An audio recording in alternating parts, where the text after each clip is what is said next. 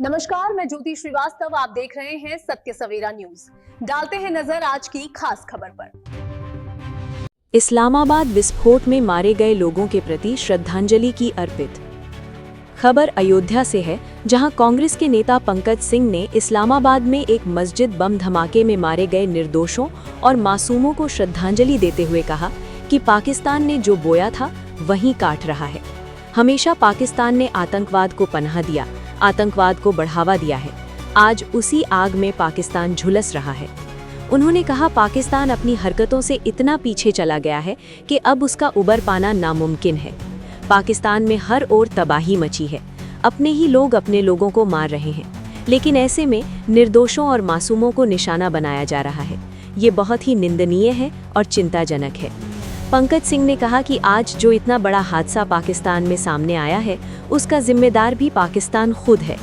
उसने हमेशा आतंकवाद को शह देकर अपनी राजनीति की है और आज अपने ही बुने जाल में फंस चुका है। और हम इस हादसे में जो निर्दोष और मासूमों की जान गई है, उनको ईश्वर से प्रार्थना करते हैं कि उनके परिवार को इतनी बड़ी पीड़ा सहने की शक्ति प्रदान करे, और जो घायल हैं उनके जल्द स्वस्थ होने की कामना हम करते हैं। भारत हमेशा करता रहा है, करता रहेगा। और कांग्रेस पार्टी से ज्यादा आतंकवाद किसने झेला है? सीने पे गोलियां खाई हैं, शहीदों ने गोलियां खाई हैं। तो आतंकवाद से हमारा नाता बहुत अटूट रहा है और सबसे ज्यादा आतंक से हम ही पीड़ित रहे हैं। और पाकिस्तान जहां मस्जिद में बम दगा, जिसको सबसे पाक जगह मानी जाती है मुसलमान की, और मुस्लिम संप्रदाय ही अपने भाइयों बहनों को मारने में जुटा हुआ है। तो जैसे कहते हैं कि जैसा पेड़ बोओगे वैसा ही फल गाओगे। पाकिस्तान ने जो बोया है वो उसको काट रहा है। जो मृतक मरे हैं नाजायज, जिनका कोई कसूर नहीं था, उनको मैं विनम्र श्रद्धांजलि अर्पित करता हूँ। अल्लाह पाक उनको जो है जन्नत नवाजे। शहीद हुए हैं, वहाँ की सरकार का गैर जिम्मेदाराना रवैया है। वहाँ की सरकार इस पे अंकुश नहीं लगा पा रही है। उसको सरकार को इस्तीफा दे करके मध्यावधि चुनाव करा करके नई सरकार का गठन करना चाहिए। वैसे तो पाकिस्तान में जनरल का ही दबदबा रहता है और वो आतंकवाद के आका हैं। तो कहीं ना कहीं उन्होंने जो बीज बबूल का बोया है, तो उसका फल वो खाएंगे।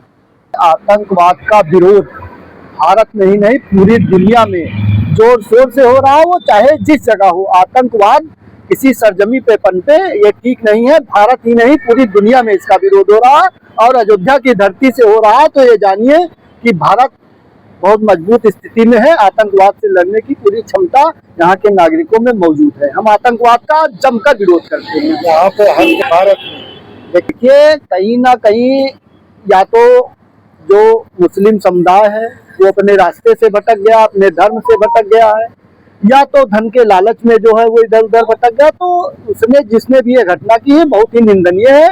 सरकार को इसको कड़ा कदम उठाना चाहिए। कहा जाता है आतंकवाद का कोई मजहब नहीं है। बिल्कुल, आतंकवाद का कोई मजहब नहीं होता, ना उनसे जात से मतलब होता, ना संप्रदाय से मतलब होता। उनका मतलब केवल दहशत फैलाना होता है।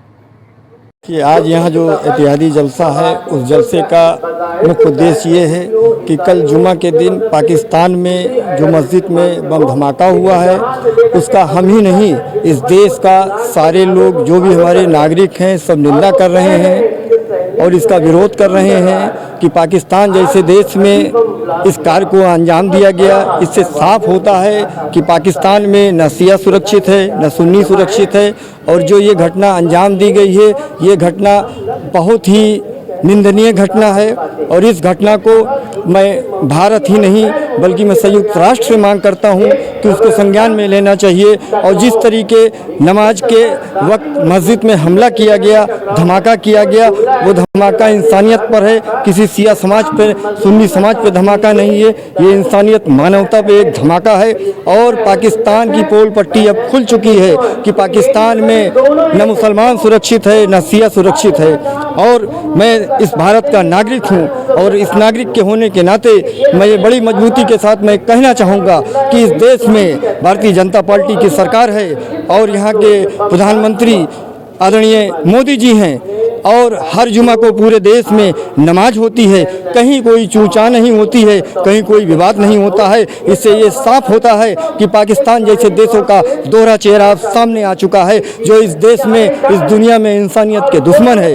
और मैं ये सरकार से और संयुक्त राष्ट्र से मैं ये मांग करता हूँ कि पाकिस्तान जैसे देशों पर तत्काल प्रभाव से कार्रवाई करना चाहिए। और ये जिनको मारे हैं वो मरे नहीं हैं, वो शहीद हुए हैं, वो अल्लाह की इबादत में थे। और इबादत में जो आदमी गलत काम करता है, बुरा काम करता है, उसका अंजाम तो ऊपर वाला खुदा उसको देगा सजा। लेकिन मैं इस देश से और संयुक्त राष्ट्र से ये निवेदन करता हूँ, गुजारिश करता हूँ कि इस पाकिस्तान जैसे मुल्क को, जिसको भारत का हर नागरिक मुर्दाबाद का खिताब देता है, मुर्दाबाद का नारा बोलता है, ऐसे देश को सजा मिलनी चाहिए और तत्काल ऐसे प्रधानमंत्री को, ऐसे शासक को बर्खास्त करना चाहिए।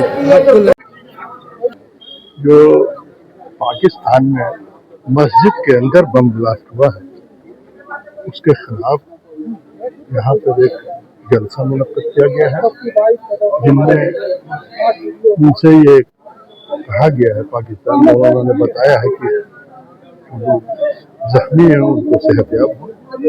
असल में ये दो नजरिए की लड़ाई है, एक यजीदियत एक तरफ है और एक तरफ हुसैनियत है। और मुसलमान जो हुसैन की तरफ है वही मुसलमान, बस जो यजीदियत की तरफ है वो यहूद व नसारा है, वो मुसलमान नहीं हो सकता। मेरा मानना है, मेरा ये मैं कहना है कि जो अल्लाह के रसूल सल्लल्लाहु अलैहि वसल्लम ने जो पैगाम दिया उसको अमली तौर पर किसने किया? वो घर वालों ने दिया, दर वालों ने नहीं। ये लड़ाई घर और दर वालों की है।